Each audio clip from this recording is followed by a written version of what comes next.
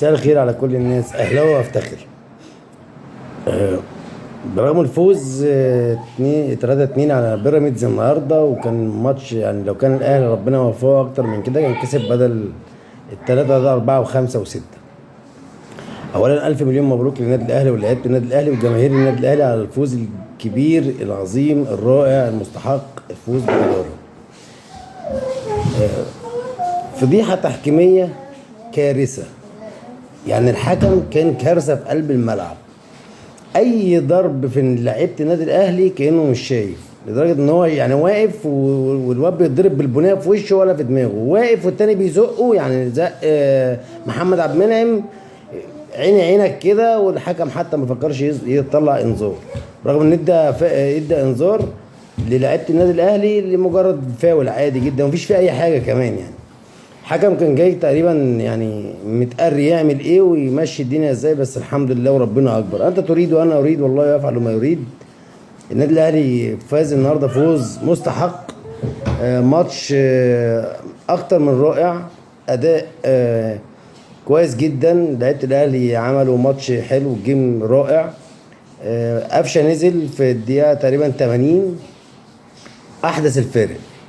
القضيه ممكن خلص على الماتش جون ولا اجمل ولا اروع من مجدي قفشه، وهي حسره قلب الزملكاويه على فوز النادي الاهلي النهارده، وهي حسره قلب كابتن حسام ميدو على توقعه اللي باظ، ان هو قال الاهلي هيجيب جون وهيبداوا وسام ابو علي وبعد كده بيراميدز هيرد بجونين والماتش هينتهي ب 2-1 لبيراميدز. اقدر اقول له ان توقعاتك كلها طلعت في شنكه يا كابتن ميدو، وبلاش تتوقع تاني، وبالذات بالذات مع الاهلي، عشان الاهلي ما حدش بيعرف يتوقعه. الاهلي في اسوأ حالاته بيكسب، الاهلي في احسن حالاته بيكسب، الاهلي في الحاله المتوسطه بيكسب، الاهلي في كل الحالات بيكسب. فما ينفعش حد يتوقع على النادي الاهلي اي حاجه. النادي الاهلي بيقدر يفوز وقت ما هو عايز. النادي الاهلي فريق كبير وفريق عظيم وفريق ذو قدرات عاليه ولاعيبه من الطراز الرفيع، حاجه كده مشرفه. والله العظيم والله العظيم والله العظيم الواحد يعني بيحسد نفسه انه طلع بيشجع النادي الاهلي، ما بيشجعش اي نادي تاني. دايما مدخل على الفرحه ودايما مدخل على البهجه ودايما نساعد قلوبنا ومفرحنا ومخلي جماهير الاهلي كلهم راسهم فوق في السماء. طبعا كل الزملكاويه النهارده كانوا بيشجعوا بيراميدز كالعاده، لان هم بيشجعوا اي فريق بيلاعب النادي الاهلي. لو حتى جبنا فريق من تل ابيب بيلاعب الاهلي هيشجعوا تل ابيب، والفريق اللي جاي من تل ابيب وممكن يشجعوا اسرائيل نفسها. الزملكاويه طبعا لبسوا كل التيشيرتات بتاعت الانديه في مقابل ان هم يعني يساندوا اي فريق بيكسب الاهلي عشان يفوز حتى لو كان من خارج البلد.